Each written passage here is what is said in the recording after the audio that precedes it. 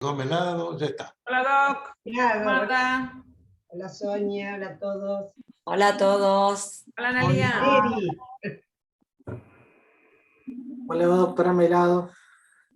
¿Cómo anda? ¿Qué haces, tal? Julito? Un gusto verlos a todos, ya arrancando las actividades del año, que tenemos muchas, ¿eh?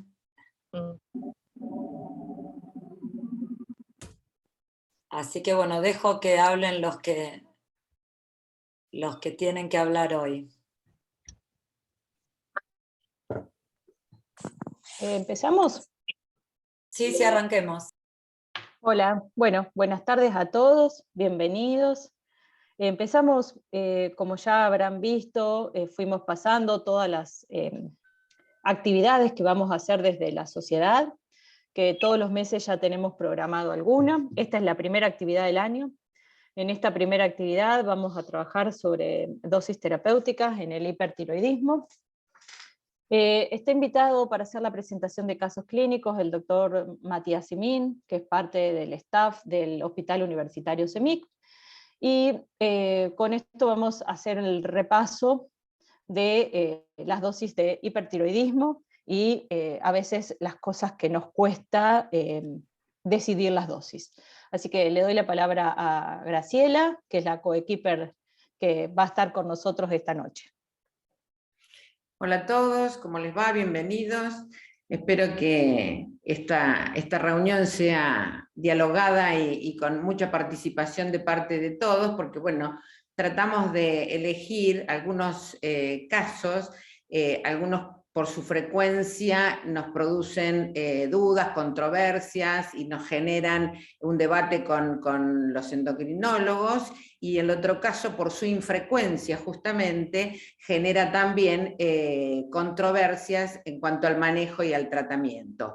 Estos casos que los preparó Matías muy bien, así que los dos primeros casitos, que son casos con diagnóstico diferencial entre uno y otro, los va a presentar completamente, se va a hacer la discusión luego de ellos, y finalmente el tercer caso, luego de lo cual también participaremos todos en la discusión. Cuando quieran y necesiten o tengan una duda, presionan la manito levantada y allí, ya sea en cualquier momento, si lo necesitan para que Mati o cualquiera de nosotras pueda responder alguna pregunta, o si no, en el momento de la discusión, así los tenemos en la cola, de acuerdo al momento en que decidieron levantar la mano. Bueno, Mati, todo tuyo. Una cosita nada más, perdón, una cosita nada más, no van a, todos los que están escuchando no pueden habilitar su propio micrófono, por eso es importante que levanten la mano, que nosotros podemos deshabilitar, digamos, rehabilitarles el micrófono. Dale, Mati. Bueno, decime, Raúl, si voy bien con la pantalla. A ver. ¿Se logra ver? Todavía no. No, Mati. Ahí compartir. Wait.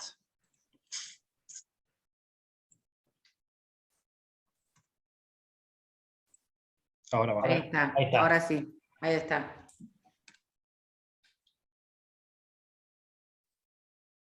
Ahí estamos, ¿no? Sí, sí. Sí, Matías. Bueno, gracias por la invitación y por la presentación. Voy a presentar 3 casos clínicos, como bien dijeron, los 2 primeros, diagnósticos diferenciales entre sí. Vamos a hacer una pequeña discusión antes de presentar el tercer y último caso. Bueno, vamos con el primer caso. Es una paciente de sexo femenino de 29 años de edad con un diagnóstico de enfermedad de Graves en el año 2017. Estaba en tratamiento con danantisol y propanolol por presentar síntomas cardiológicos de taquicardia y obviamente de hipertiroidismo. Nos llega a nuestro servicio con una orden médica en la cual solicitaba una dosis terapéutica con iodo 131. para lo cual también se indicaba una dosis sugerida en esa misma orden de 10 milicuries. El laboratorio de esta chica, en el mes de diciembre de 2021, presentaba una TSH de 3.13, una T4 de 7.90, una T4 libre de 0.94, una T3 de 1.1, y bueno, la particularidad que presentaba los TRAb, anticuerpos antirreceptor de TSH, en 5.07. El hepatograma y el hemograma eran normal. 4 meses antes, o sea, en el mes de agosto, sus TRAb estaban en 12. Para un normal, o sea, por debajo de 1,75. Nos trae un estudio de captación tiroidea de otra institución, también de diciembre del 21, en el cual presentaba a la hora un porcentaje del 23%, en el cual a las 24 horas se elevaba a 76, y a las 48 horas se iba a un 78%. También nos traía un centellograma en el cual nosotros solamente obtuvimos en papel, obviamente, con su informe, en el cual decía que tenía una glándula aumentada de tamaño, sobre todo a expensas del lóbulo derecho, con un área focal hipercaptante, y una significativa menor avidez a nivel del lóbulo izquierdo, que es lo que señalan las flechas. Y como conclusión, indicaba que tenía un bocio difuso y un nódulo hipercaptante a nivel de lo que era el lóbulo derecho.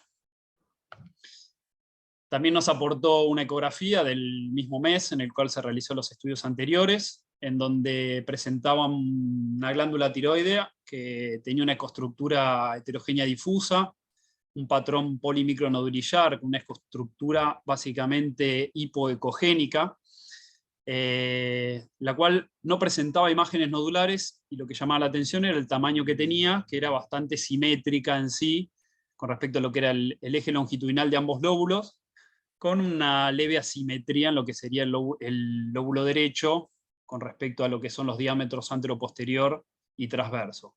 Y bueno, y otra particularidad que presentaba, que es propio del hipertiroidismo, el tema del Doppler positivo, en este caso el angiopower bastante aumentado.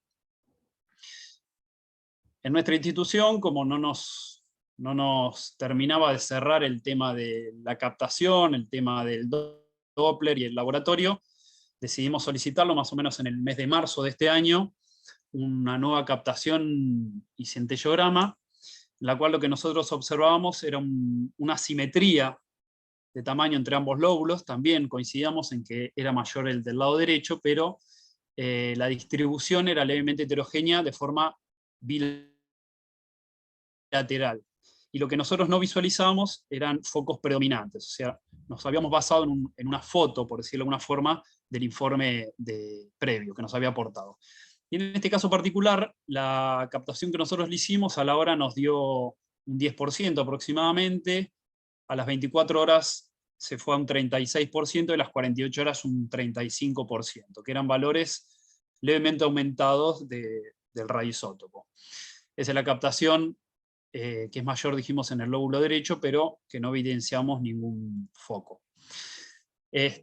Con respecto a la ecografía, también pudimos hacerle la ecografía el mismo día que se vino a hacer el estudio, en el cual acá nosotros ya vimos una diferencia respecto a la que nos aportaba, ya que si bien es un estudio operador dependiente de la ecografía, en nuestro caso particular, el lóbulo derecho nos dio significativamente mayor con respecto a lo que era el lóbulo izquierdo. En este caso medía 55 por 21 por 22 en el diámetro longitudinal transverso y anteroposterior respectivamente, contra un lóbulo izquierdo de 41 por 14 por 11. El peso aproximado que le calculamos, o sea, el volumen de la glándula en sí, fue de 16.5 gramos, y coincidíamos con respecto a la vascularización de la glándula en forma global, en la cual había un aumento generalizado al Doppler color. Entonces, los interrogantes y bueno, lo que nos planteamos en este caso eran las probables causas de esta discordancia entre lo que era la curva que nos aportó, que se había hecho en el mes de diciembre, con respecto a la que se había hecho 3 meses después. Entonces decidimos consultar a la paciente si había tomado algún tipo de medicación, ya sea medicación propia para su condición del hipertiroidismo. Dice que no, que ya no estaba tomando hacía más o menos 15, 20 días. Si se había hecho algún tipo de estudio con contraste iodado, por lo cual también lo negaba, y si había ingerido algún tipo de medicación extra, la cual no nos estuviese mencionando, lo negó totalmente. Lo único que refirió haber tomado una buscapina así en forma aislada. Entonces procedimos a hacer lo que era el cálculo de dosis terapéutica para esta paciente. Recordemos que vino con una orden en la cual nos sugerían aproximadamente 10 milicuries, y nosotros, entre esa discordancia, acudimos a Graciela, entre otras, y todos los médicos de staff de nuestro servicio, y bueno, decidimos calcular la dosis en base a lo que era la nueva captación tiroidea. Entonces, la fórmula de Kimi Marinelli es la que nos ayudó a tratar de llegar a lo más próximo, lo más cercano, lo más atinado a la dosis que le debíamos dar a esta paciente. Entonces, con respecto a los datos que nosotros ya íbamos teniendo, queriendo darle una dosis de yodo en milicuries, aportándole a esa glándula una dosis en Gray de 300 aproximado, por el peso de la glándula, que nos dio, de acuerdo a la volumetría que nosotros le sacamos ecográficamente, 16.5, multiplicado eso por el factor de irradiación beta sobre lo que va a ser la captación máxima, en este caso la de las 24 horas, de la cual no hay diferenciación significativa con respecto a la de las 48 horas, multiplicamos el tiempo de vida media en días por 6 días. Eso nos dio 588 Gray, que bueno, pasándolo a los milicuries nos dio una dosis aproximada, que es lo que le dimos, de 15 milicuries a esta paciente. Eso fue más o menos en el mes de marzo, por lo cual la paciente me escribe hace poco, todavía tenemos contacto, la llamamos por teléfono del servicio y le preguntamos para cuándo le habían indicado hacerse el próximo laboratorio, esperando que diga dentro de 2 o 3 meses, con la sorpresa de que ya le habían hecho un laboratorio en este mes de abril, menos de un mes de que había pasado la dosis. Me dice que su endocrinóloga le había recomendado hacerse laboratorios cada 1 o 2 meses.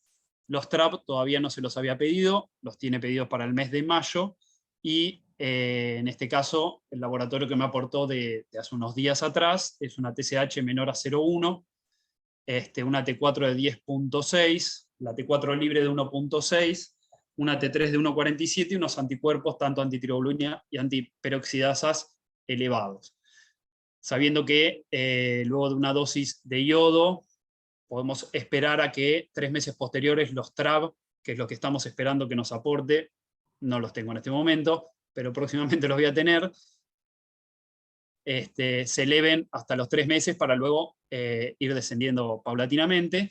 En cambio las hormonas tiroideas, bueno, más o menos en un plazo próximo a los 3 meses, cuando encontraríamos un descenso significativo, que es lo que vamos a esperar con esta paciente. Les contaré en otra presentación los laboratorios próximos. Eso fue con respecto al primer caso. En un segundo caso tenemos también una paciente femenina, en este caso de 49 años de edad, con un diagnóstico en el año 2018 de enfermedad de Graves, más un bocio nodular en el lóbulo izquierdo. Estuvo tratada con danantisol hasta el año 2020, donde luego suspendió la medicación y permaneció con un hipertiroidismo subclínico. Decidieron punzar ese nódulo del lado izquierdo, en el cual la PAF evidenció un Bethesda 2, una lesión benigna, y la orden, la cual solicitaba nuestro servicio una captación y un centellograma tiroideo para evaluar lo que era la funcionalidad de ese nódulo. Aportó un laboratorio en el mes de junio del 2021, en el cual tenía una TSH menor a 0,01, una T4 libre de 1.83 y unos TRAB de 4.3. Nos aportó también un estudio ecográfico en el cual se evidenciaba esta imagen nodular en el lóbulo izquierdo, que es una imagen sólida de bordes circunscriptos, un nódulo hiperecogénico, el cual presentaba una vascularización aumentada al Doppler color, este nódulo medía aproximadamente 28 por 14 por 16 para un lóbulo de aproximadamente 40 por 15 por 18. En el contralateral, el lóbulo derecho, tenía unas dimensiones relativamente normales de 37 por 12 por 15 milímetros. Bueno, esta fibrina me quedó al revés, lo que iba a presentar era la imagen siguiente, pero bueno. También se le realizó una curva de captación y un centellograma tiroideo en el mes de agosto de 2021, donde lo que se evidenciaba era una glándula aumentada de tamaño, básicamente a expensas del lóbulo izquierdo, con un área focal hipercaptante coincidente con la ecografía, que es lo que acabamos de ver, y una significativa menor avidez en el lóbulo contralateral. La volumetría de ambos lóbulos, el derecho, que era el nódulo donde no se veía, el lóbulo donde no se ve el nódulo, me dio 3.5 centímetros, y en el contralateral, que era el izquierdo, donde estaba el nódulo, aproximadamente lo mismo. La captación a la hora nos dio 4.5%, a las 24 horas un 38%, y a las 48 horas un 39%. Con respecto al centello, se veía básicamente esa imagen hipercaptante, ese nódulo a nivel del lóbulo izquierdo, en el espectro de Technetium 99.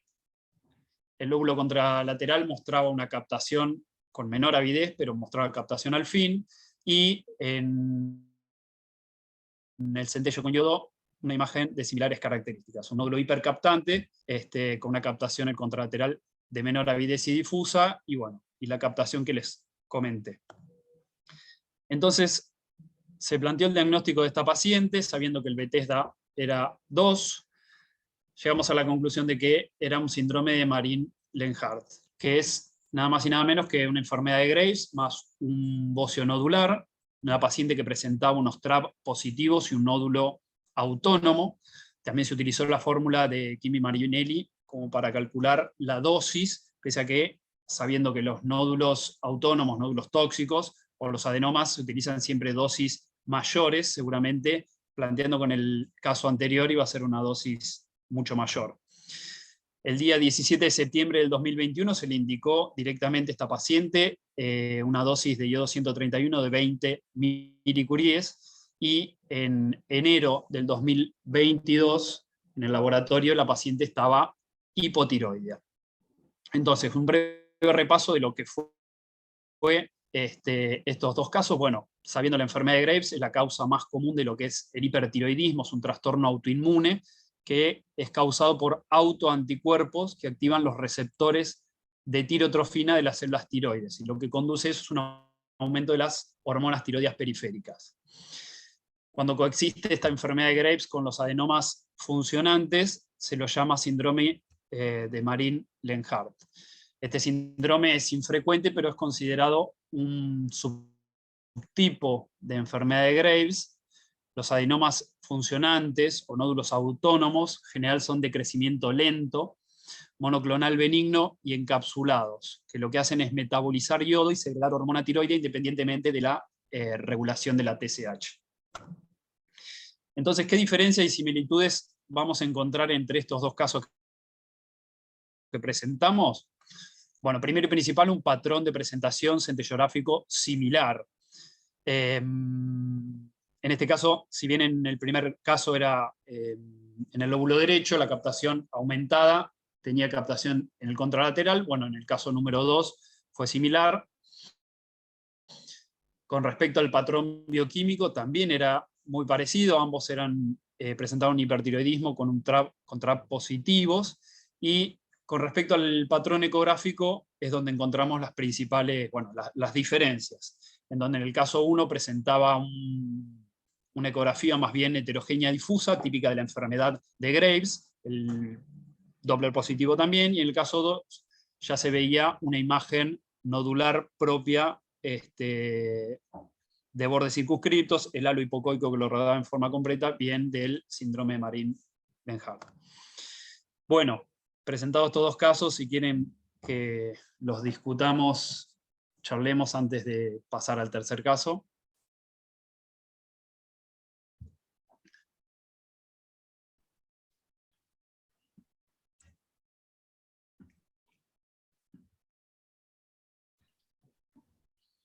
¿Alguna manito levantada ahí? Sí, está el doctor Dardo Morán.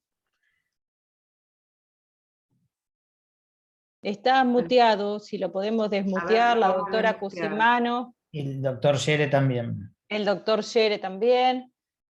Bueno, vamos dando paso de a uno. El doctor Morán. Alguien hablando, está muteado, me parece. Doctor Morán, ahí está ya desmuteado. Ok. En la primer paciente, el peso de 16.5 gramos de la glándula me parece compatible con una glándula hipotrófica. Yo consideraría en ese caso haber recalculado el peso de la glándula. ¿Por qué hipotrófica, perdón? 16.5 gramos. Es un valor normal. Y, a ver, De 15 y 20 gramos es un valor normal. para ese nódulo, para la imagen, bueno, tendría que tener la paciente y palparla, en definitiva. Me pareció poco, es una idea. Es que ese caso, si estamos hablando del primer caso, no era un nódulo, es una glándula difusa. Bien. Los Graves ácidos se pueden presentar o con un tamaño normal o con un tamaño Hay un aumentado. nódulo captante que se veía bastante pronunciado, y por eso me llamó la atención el peso. Solamente es un parámetro que...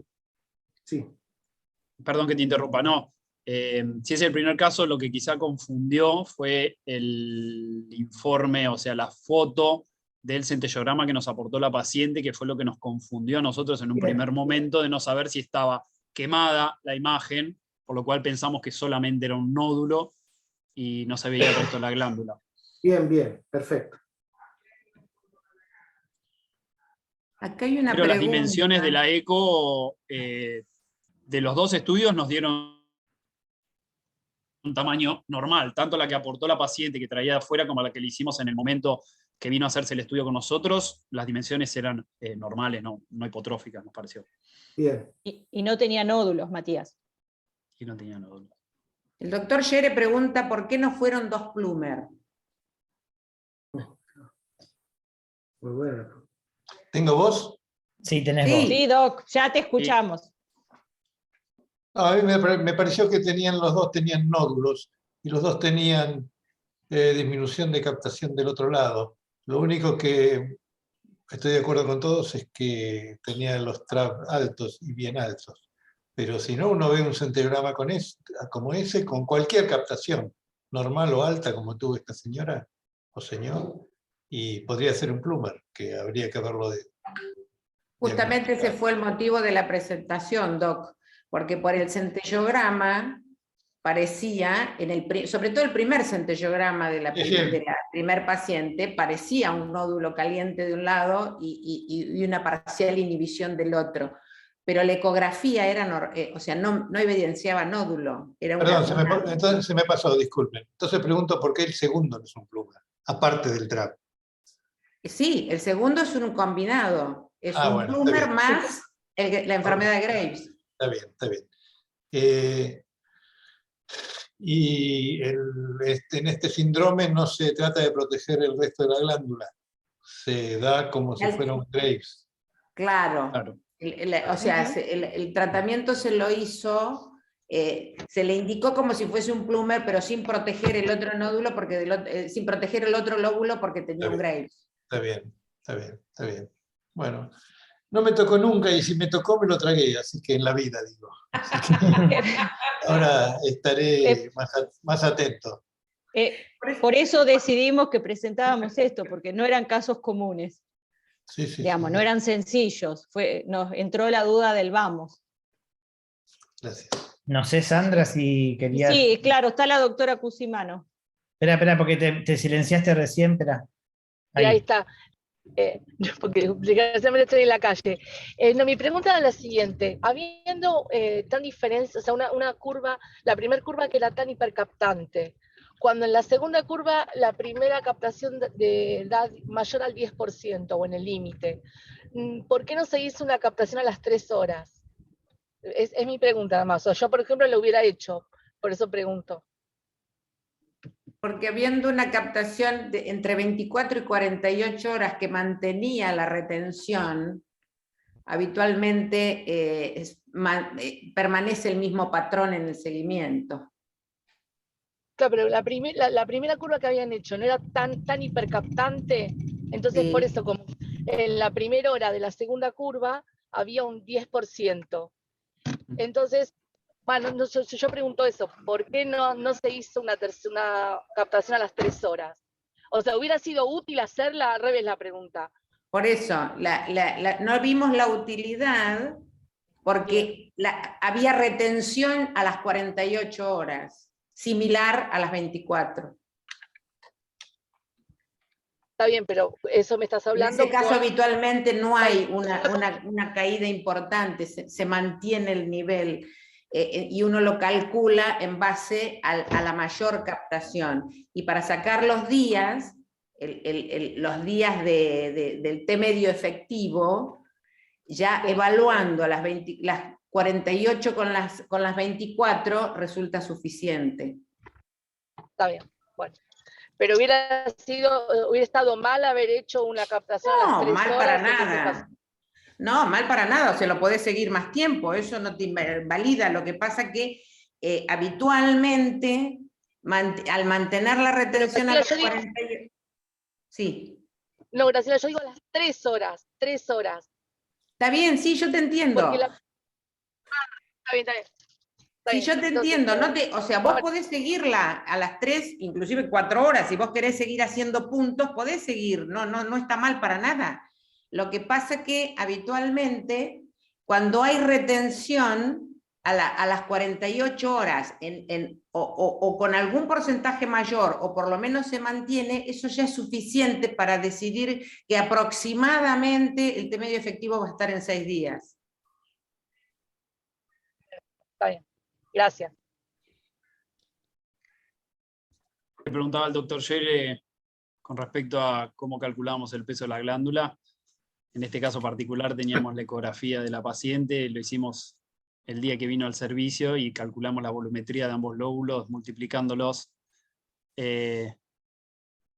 los 3 diámetros por una constante, la de pi sobre 6, que es 0,52, la sumamos y ahí es donde sumamos el peso de la glándula, como para tener más o menos estimativamente, bueno, bastante certero el peso de la glándula. Roxana. Lo que a mí me llama la atención, que cuando tuvimos el primer centellograma que parecía un nódulo, la curva le da como un Grace. Y en el segundo centellograma, cuando parece un Grace, la curva da como un nódulo. ¿Qué pasó ahí en el medio? Yo me quedé con una duda respecto de, con la primer captación, ¿le habían suspendido el danantisol? Sí. Sí, le habían suspendido como un mes antes, ¿no, Mati? Sí, bastante tiempo antes. No, porque a veces con el danantisol, al elevar un poquito la TSH, podés tener mayor avidez. No, se había suspendido, pero me llama la atención cómo cambió la curva esa. Porque la primera con esos números tan grandes es bien la curva de un Grace, y después se puso como una curva de un nódulo autónomo, así con los porcentajes bien cercanos al límite superior de los rangos normales. Yo creo que es probable que uno no pueda detectar a veces algún bloqueo, o sea, por allí uno pregunta lo que es habitual y la gente no se da cuenta a veces, por supuesto, que hay contenidos de yodo en otras cosas que usan y bueno, y no te lo relatan, es muy probable. Sí, pero un Grace es una glándula autónoma que no depende de los niveles, o sea... No, ciertamente. Por eso, así no importa los niveles del yodo que consume, es una enfermedad autoinmune. La verdad, no entendí esa parte, pero bueno. Bueno, también uno tiene que pensar en el juego que hacen los anticuerpos. No olvidemos que muchas veces se está tratando una tiroiditis de Hashimoto con levotiroxina, empieza a haber un laboratorio de un hipertiroidismo, uno empieza a bajar la levotiroxina y hasta tiene que suspenderla, y ahí se da cuenta que viraron los anticuerpos y generaron una hiperfunción en lugar de un bloqueo. O sea, el juego de los anticuerpos también hay que tenerlos en cuenta. Sí, sí. Y a veces sucede en no muy... hoy justamente me tocó evaluar a una paciente que durante años estuvo tomando levotiroxina y hubo que suspenderla, y a los 2 meses se determinó que estaba hipertiroidea, y elevó los TRAb. O sea que además de tener una tiroiditis Hashimoto, tenía un Graves Basedow. Tenemos 2 comentarios. A ver, Daniel dice que con la fórmula que planteó Matías, él sabe tener menor peso con respecto a la palpación. No sé si alguien más tiene experiencia o puede hacer o decir algo al respecto, o tiene experiencia en hacer, o tiene esas mismas diferencias que dice Daniel. Habitualmente se sobrevalúa con la palpación el peso de la glándula.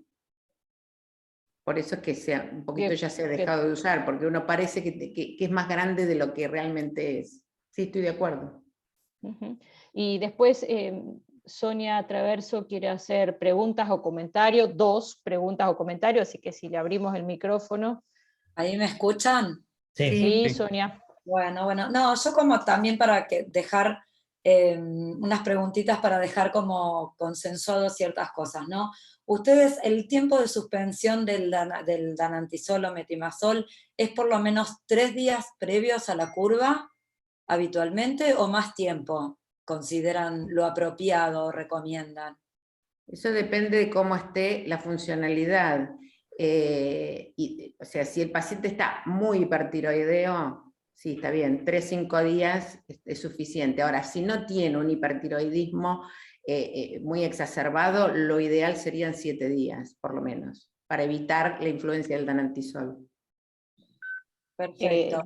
Daniel pone de 5 a 7 días de suspensión. Sí, lo que pasa es que todos los pacientes no están en condiciones, por eso un poco la pregunta iba a cuánto sería lo menos, el menor tipo de suspensión que uno podría tolerar para tener una buena curva, ¿no?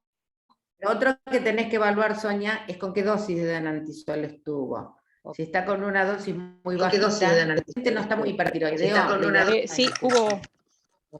Hola.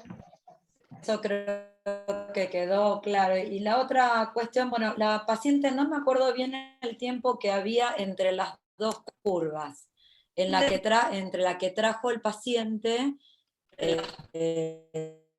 la paciente primera y la que le repitieron ustedes. Claro, usted pasa el tratamiento, lo que trata es que sea lo más cercano posible, ¿no? ¿Hasta cuánto recomiendan ustedes tolerar, digamos, o sería el tiempo de separación entre volver a hacerle la dosis y guiarse con una curva que trae el paciente? No más de 15 días. Claro, es lo que yo más o menos tengo, porque lo que sucede en la práctica clínica, que a veces los pacientes los tienen dando vueltas tanto tiempo, pero bueno, yo en general si tiene más de 15 días trato de repetirlo. Y bueno, y vemos las cosas que pasan, ¿no? También cuando uno repite, lo importante de repetirlo cerca del tratamiento, ¿no? Exacto. Exacto, sí. Sobre todo si no lo hizo uno. Bueno, no. A ver qué dice. Daniel, no sé si puede hablar el doctor Yere. Sí. Con esto de no suspender el danantisol, yo no lo hice nunca, pero alguna vez Sonia Yorkansky me contó que se hace la curva bajo danantisol de lo que dé y se calcula la dosis. Si la captación fue alta, con más actividad en la que daría el cálculo habitual. Y si la captación fue baja, calcular de manera empírica. Eso también lo debe haber hecho alguna vez ella, yo no lo hice nunca. Pero En los nódulos a veces es interesante para calentarlos a los nódulos, sobre todo cuando son pollos multinodulares. Pero eso es dar danantisol y suspender, ¿es así? No, uno lo puede dar bajo danantisol para mantener la TSH elevada. No, eso no sabía. Eso no sabía. No, nosotros no tenemos experiencia en eso. No, yo tampoco, les cuento nomás. No. Bueno, gracias. Bien. ¿Alguna otra pregunta al respecto de esto? No sé a quién se le interrumpió que no pudimos terminar. Claro. Yo no veo a todos. No sé si hay alguna otra pregunta. Me hacen saber por el chat, porque no lo llego a ver. Yo estoy mirando acá, pero no. Ok. Bueno, Matías, ¿seguimos? Sigo. Comparto de nuevo.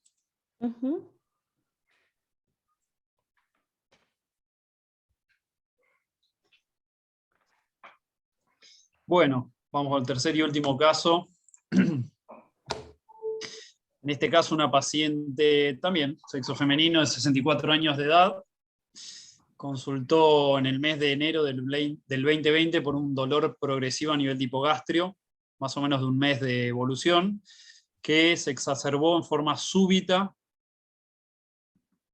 y se localizaba en fosa ilíaca derecha. La paciente estaba de vacaciones, decide volverse por este dolor. Como antecedentes presentaba un hipertiroidismo subclínico, osteoporosis, y refiere una cirugía de un blastoma ovárico izquierdo hace 15 años. La interrogué, la llamé y hablé con la paciente, le pregunté con respecto a esa cirugía, como para indagar un poco más. Algo entre casa, así me lo refirió, un cirujano amigo, y nunca le dieron resultado de anatomía o fue un resultado de patología benigna. Bueno, consulta el servicio de emergencias, en ese caso, de solicitar un laboratorio, una ecografía abdominal ginecológica y posteriormente una tomografía abdominopélvica. Los estudios que le realizaron en ese servicio de emergencia fue un laboratorio en el cual demostraba un hemograma que estaba dentro de los límites normales, no tenía blancos elevados. Ecográficamente comenzaron por la ecografía ginecológica, en lo que le vieron una imagen serpiginosa en lo que era la región anexial derecha, básicamente de contenido líquido heterogéneo, presentaba tabiques y medía aproximadamente 23×17. Era avascular, o sea, no presentaba vascularización al Doppler, y en el informe le habían puesto un probable hidrosalpinx con signo de interrogación. En la ecografía abdominal lo que le veían era la grasa mesentérica levemente aumentada de ecogenicidad, a predominio de lo que era fosa ilíaca derecha, por lo cual, entre esa discordancia de los hallazgos entre el laboratorio y la ultrasonografía, decidieron pedir la tomografía. Lo que visualizaron un apéndice secal que presentaba un leve edema parietal, la luz estaba permeable, tenía un diámetro anteroposterior de 7 milímetros, pero en el anexo derecho lo que observaron una imagen descrita como sólida, con una densidad heterogénea de aproximadamente 21×21 milímetros. Esta era la imagen ecográfica que presentaban, la cual falta la foto longitudinal, en la cual referían verla como una imagen serpinginosa, pero bueno, ecográficamente lo que se veía una imagen redondeada de contenido líquido con tabiques y un contenido particulado heterogéneo, predominantemente líquido, que se ubicaba en lo que era la región anexial del lado derecho. La conducta que se decidió en esta paciente fue hacer una laparoscopía exploradora, en donde se tomó una biopsia peritoneal dirigida, se hizo una anexectomía derecha y la apendicectomía. Este es el resultado, tal cual me lo mandó el paciente, del material remitido, que fue del peritoneo, anexo derecho y el apéndice secal, en el cual el diagnóstico, como se visualiza en la parte inferior izquierda, era, con respecto a la biopsia del peritoneo, una estrumosis peritoneal. Con respecto a la a la imagen anexial o el nódulo anexial del lado derecho que correspondía al ovario, terminó siendo un estruma ovárico, y con respecto al apéndice lo informaron como apendicitis crónica inespecífica. Esta es la imagen real de lo que es el peritoneo de la mujer, en la cual se observaban múltiples implantes, lo que se denomina estrumosis peritoneal, según refieren el cirujano, en este caso, con quien me contacté, esos implantes iban desde el diafragma más o menos hasta el hipogastrio. Con respecto al examen microscópico, no se apreciaba lo que era la actividad mitótica ni atipia celular a nivel del ovario derecho. Con respecto a lo que era la inmunohistoquímica, la familiar de esta paciente trabajaba en un hospital de Capital. Se realizó la inmunohistoquímica ahí, la descripción microscópica fue de lo que eran, el número 1 yo numeré lo que era la biopsia peritoneal, y se identificaban folículos tiroides de apariencia normal, con un contenido material de aspecto coloide y tiroglobulina positivo. La inmunohistoquímica de lo que fueron los cortes del parénquima ovárico, en este caso estaba reemplazado este parénquima ovárico en más de un 50% por una proliferación de tejido tiroideo maduro, sin atipía, también tiroglobulina positivo, y el apéndice era con una arquitectura conservada. Entonces el control postquirúrgico que se le realizó a esta paciente, principalmente fue el eje tiroideo, que era normal. Recordemos que uno de sus antecedentes fue el hipertiroidismo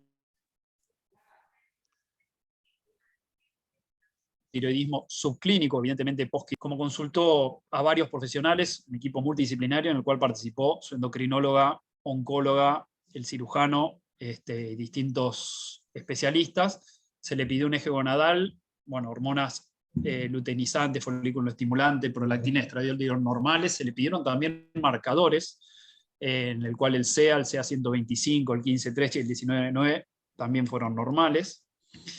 Y postquirúrgico también se solicitaron estudios morfológicos, en los cuales tanto la tomografía como la resonancia abdomen y pelvis sin particularidades. Se le realizó un PET-CT con 18 fluorodesoxiglucosa corporal total, también sin particularidades, y se le pidió para estudiar morfológicamente su tiroides, en el cual esta es la tiroides de ella, en la cual tenía un tamaño, una ecoestructura conservada, no presentaba nódulos ecográficos. Entonces, teniendo el diagnóstico de estruma ovárico y estrumosis peritoneal, repasando un poco lo que es esta patología, el estruma ovárico es un teratoma ovárico, generalmente una variante monodérmica, que está compuesto predominantemente, como en el caso de esta paciente, más de un 50%, por tejido tiroideo normal. Es una condición que tiene que ser mayor al 50%. Generalmente el comportamiento del estruma ovárico es benigno en más del 90% de los casos, generalmente es asintomático, y en el caso de la asociación con la enfermedad de Graves es bastante infrecuente. Se reportan solamente 16 casos en lo que es la literatura internacional de la asociación del estruma junto con la enfermedad de Graves. Me lo dirá el doctor Yere después. Que creo que presentó un caso. Y la estrumosis peritoneal, en este caso, se la define como lo que son los implantes a nivel peritoneal constituido por tejido tiroideo maduro dentro del peritoneo. Con respecto a lo que es la edad de presentación, generalmente se da entre la quinta y la sexta década. Clínicamente la mayoría son asintomáticos, pueden presentarse síntomas difusos, como el caso de esta paciente, un dolor abdominal bajo, puede presentarse cuando son masas grandes como palpables, o ocasionalmente un sangrado vaginal, mucho menos frecuente la presencia de ascitis. El diagnóstico de certeza de estruma ovárico y de estrumosis peritoneal es anatomopatológico. Y con respecto a lo que es la patogénesis del hipertiroidismo, la enfermedad de la estrumosis ovárica, se pueden considerar dos condiciones clínicas posibles. La primera, que el tumor ovárico en sí mismo, de forma autónoma, produciría lo que sería una cantidad significativa de hormonas tiroides, lo que llevaría a este hipertiroidismo sin la coexistencia de la enfermedad de Graves, que es lo que ocurrió en nuestro caso. La salvedad es que esta paciente presentaba un hipertiroidismo subclínico previo a la cirugía que normalizó su perfil tiroideo post-quirúrgico. Y el segundo caso, la segunda condición clínica posible, es que el hipertiroidismo puede ser causado por la estrumosis ovárica en presencia concomitante de la enfermedad de Graves, que en este caso tendría los TRAB positivos. Con respecto a lo que es el diagnóstico y el pronóstico, bueno, el estudio de elección en caso de estrumosis peritoneal funcionante. Se le puede realizar a estos pacientes un rastreo corporal total, ya sea con tecnesio o con iodo 131. El principal diagnóstico diferencial de esta entidad son las metástasis ováricas de un cáncer de tiroides. Y como criterio de malignidad se toma básicamente la histología. Esta paciente no tenía signos de atipia celular ni evasión vascular. Recordemos que más del 90% son benignos. Y el compromiso de órganos como el hígado, el pulmón, el cerebro y el hueso, eso también denota malignidad.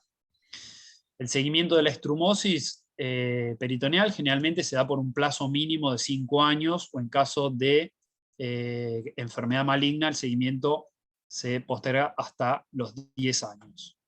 Y con respecto al tratamiento de estos pacientes, generalmente la resección quirúrgica, como se practicó en el ovario derecho de esta paciente, o en caso de presentar una diseminación o enfermedad residual o metástasis, se puede tratar con iodo 131, no fue el caso de esta paciente.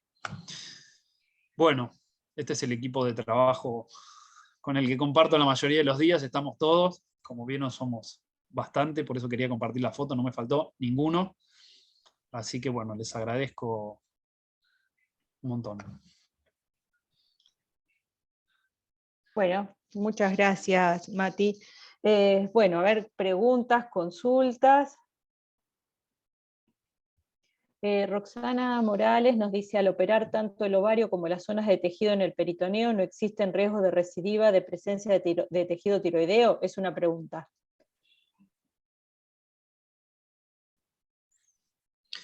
Esta paciente consultó incluso y hasta se le planteó la posibilidad de realizarle una tiroidectomía con una dosis posterior de iodo 131 por el tema de los implantes peritoneales, para lo cual, al fin y al cabo, se decidió solamente hacer el seguimiento. Por ahora, hoy por hoy, la paciente está simplemente con seguimiento en los estudios morfológicos que le realizan, tanto de imágenes como laboratorio, por ahora son normales. María José Chacón pregunta, en caso de tratar con iodo 131, ¿qué dosis se daría? Altas. Por arriba del 100.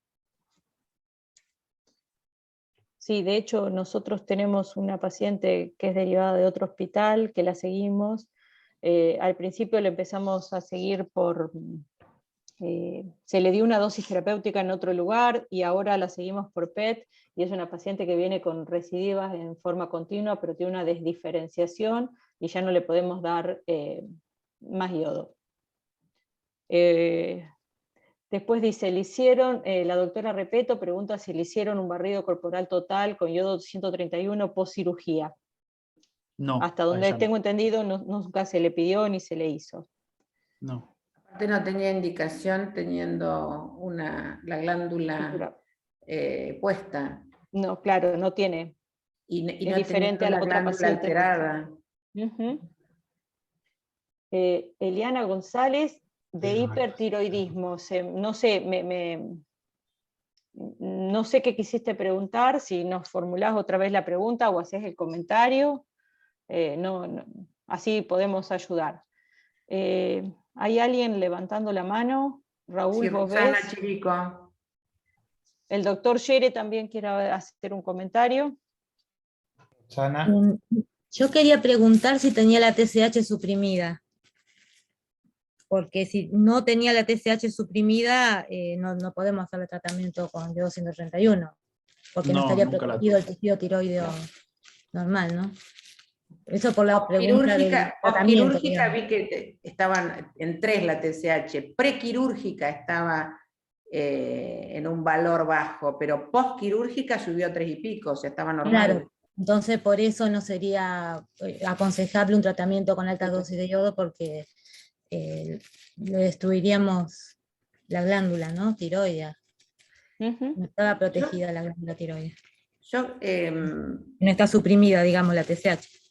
En Mati, en una publicación que compartimos, que me pareció muy, muy interesante, porque lo que uno tiene que evaluar en primer lugar, si coexiste o no con un hipertiroidismo primario.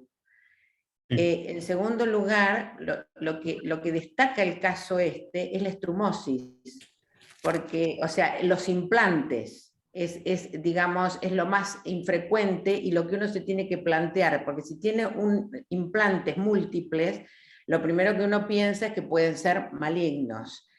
Lo que está descrito en una publicación que compartimos con Mati, fue que puede haber, pueden ser benignos, si uno no encuentra ningún signo, salvo que tiene una tiroglobulina y un TTF1 positivos, si no existe invasión vascular, si no existe invasión por fuera, la postulación es si hubo, es que esos implantes se hubiesen hecho dentro de una estruma que es benigno, pero que rompió la cápsula y por eso diseminó, sin que tuviese características malignas, o que fuese un carcinoma folicular con mínima desviación, con mínima parámetros de malignidad, con lo cual se comporta como benigno, y en tal caso la indicación, si uno no encuentra otro parámetro, ni puede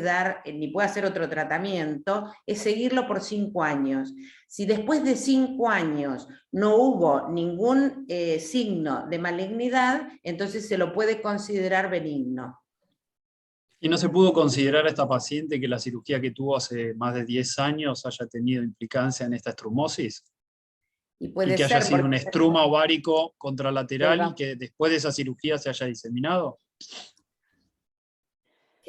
Sí, lo raro es que coexisten los dos, o sea que se produjo en los dos ovarios, pero bueno, justamente la infrecuencia de estos casos, sobre todo de infrecuencia de los que tienen estrumosis, ¿no? Porque son más frecuentes los que tienen solamente el estruma en el ovario, sin la diseminación. De los que tienen, hay pocos de los que tienen estrumosis, y ahí es donde se plantea la disyuntiva, sí, quizás hay de los casos, por lo menos que yo estuve mirando en la bibliografía, algunos que tuvieron un estruma en un ovario tienen un antecedente de un blastoma en el otro, pero no que hayan tenido estrumosis, por eso es que este caso es distintivo, digamos. Muchas gracias, Graciela. Daniel, ¿querías hacer un comentario? Y no sé si sirve. El único que tuve yo confirmado lo publicó Faure en la revista Medicina en 2018. Realmente no me acuerdo. Yo creo que estaba hipertiroidea y eso es todo lo que me puedo acordar. El otro caso que nunca lo pude confirmar es una señora de La Plata, por eso Simina a lo mejor le llegó hace varios años, que tenía muchos síntomas gastrointestinales y el diagnóstico de estrumosis, más una cirugía previa de la cual no se consiguió en ese momento patología, y después la perdí. Es esta la paciente, doctor. ¿Ah, es esta? Ah, sí. Bueno. De hecho, hablé con ella telefónicamente, con la paciente, yo soy de La Plata, y me lo nombró usted. No me digas, ¿bien o mal? Sí. No, bien, bien, bien. Yo te cuento, vino y quería que le diera yodo. Le dije, señora, el día que le hagan la tiroidectomía, venga, le doy yodo. Exactamente, esa fue la respuesta de ella. Eso es, claro, pero no, pero deme yodo porque me duele mucho la panza. Yo no sé si lo que le pasa en la panza tiene que ver con lo que le diagnosticaron ahora con... Y bueno, la perdí. Por suerte la perdí. Acá está. Sí, me la imaginé. Casi le pregunto a tu mamá, pero está bien. Entonces está en observación. Está en observación. Por ahora sí. No estaba hipertiroidea cuando yo la vi. Hace 4 años será, más o menos. Seguía 2020 fue que la operaron. Antes del 2020 estuvo hipertiroidea. Ajá. Está bien. ¿Y está bien? Sí, ahora sí. Está bien. En la panza no le hicieron nada más que la extracción del apéndice y del otro ovario. Está bien. Nada más. ¿Y se le fue el dolor de panza, que era el motivo de consulta? Hablé hace 12 días más o menos. Refiere todavía un dolor difuso, no de las características que tuvo en aquel momento. Claro. Pero bueno. El motivo de consulta fue dolor abdominal intolerable de mucho tiempo de evolución. Este es el asunto. Sí, se volvió de las vacaciones, así me lo dijo. Me volví de vacaciones. Se volvió de Miramar. No, sabemos todo. La misma. Sí. Hay una pregunta. Perdón. Hay una pregunta que se hizo 2 o 3 veces. Sí. Eliana González pregunta si hay asociación entre el desarrollo de hipertiroidismo e infecciones por COVID-19 o posterior a la vacuna. Yo no he tenido ningún caso, pero lo que puede suceder es que hagan una tiroiditis subaguda, como con cualquier otra infección viral, que cursan un tiempito con un hipertiroidismo, pero que tienen una glándula en ese caso bloqueada. Y después hay otra pregunta de Mariela, repito. ¿Cuál es la posible evolución clínica de la estrumosis peritoneal? ¿Es eso, Mariela?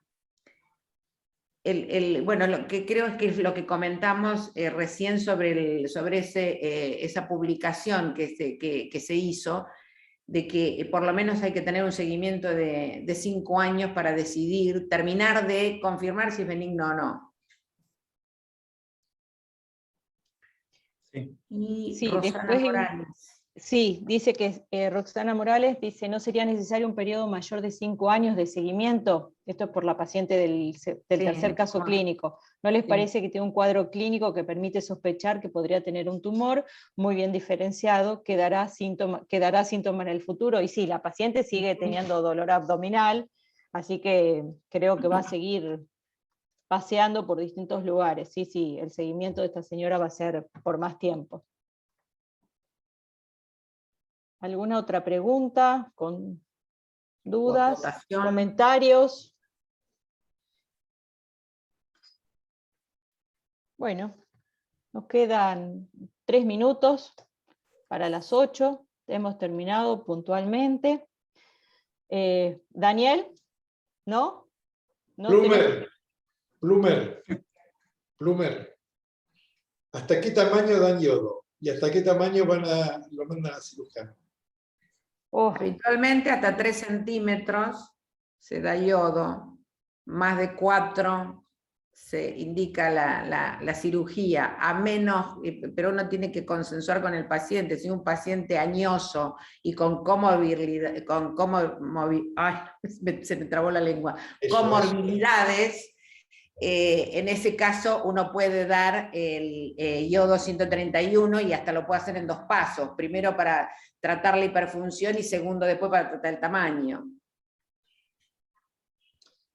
Tengo una situación de este estilo y buscando encontré que hasta 6 centímetros. ¿Se acabó? No. Hasta 6 centímetros hay publicaciones de cómo calcular la dosis para poder anular la hiperfunción y eventualmente disminuir el tamaño. Lo que pasa es que cuando son... Sí, perdón. No, esas publicaciones hablan también de disminución de tamaño. Decía Graciela. Claro. No, lo que yo digo es que en ese caso hay que evaluar muy bien la ecografía, porque cuando son nódulos muy grandes, en general son nódulos mixtos. Tienen zonas quísticas, hay zonas que captan y otras que no, por eso, depende de si es un paciente joven, va a cirugía y no tiene comorbilidad. Ahora, si es un paciente grande con comorbilidad, y bueno, uno está habilitado para darle el yodo. Es paciente joven que no quiere operarse. Bueno, es la otra eventualidad. No se quiere operar y hay que resolverle el problema. Sí. Bueno, gracias a todos. Bueno, muchas vamos gracias. A ir cerrando. Gracias a todos por la participación. Les voy a pasar algunos avisos parroquiales. Acuérdense que la sociedad, ahora tenemos un grupo, teléfono de WhatsApp que pueden comunicarse con las secretarias. Estamos organizando para empezar ya la presencialidad, así que seguramente en el transcurso del año nos volveremos a ver. El otro aviso parroquial es que el próximo mes vamos a hacer un curso básico de fundamentos de investigación clínica, que se va a dar 3 jueves seguidos, 5, 12 y 19 de mayo.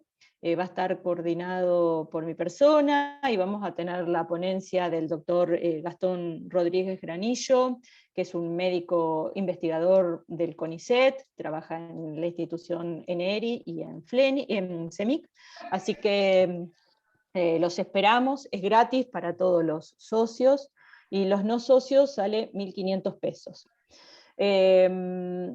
A ver, y el otro aviso parroquial es que este año hacemos la jornada Celso Papadopoulos en el mes de noviembre en Córdoba, en Carlos Paz. Va a ser presencial, es jueves y viernes, así que los esperamos a todos. Así que próximamente le iremos pasando el resto de las actividades mes a mes. María. ¿Sí? Hay un comentario de gente de Salta. A ver, no la vi. Con respecto a una de las preguntas, y dice que conversando con colegas endocrinólogos de Cava Ainhoa y en el Servicio de Medicina Nuclear del Hospital Oñatibia de Salta, dice que han visto enfermedad de Graves post-COVID además de tiroiditis destructiva. Para la colega que preguntó. Perfecto, digamos que hay casos de tiroiditis post-COVID. Así que a la pregunta tenemos casos como tantos otros, ¿no? Porque nosotros hemos tenido hasta síndromes parkinsonianos post-vacuna y hemos hecho PET con dopa y los estudios son negativos, es decir, que no tienen déficit dopaminérgico, pero el paciente tiene un claro síndrome parkinsoniano, que después con el tiempo revirtió. Así que bueno, son las cosas que vamos aprendiendo de este COVID. ¿Algún comentario más, algo más? Si no, damos por terminado el primer webinar del año.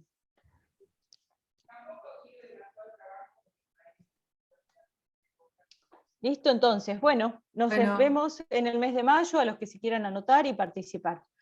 Gracias por estar. Saludos a todos. Saludos a todos. Chao. Buenas tardes, gracias. Gracias, nos vemos. Chao.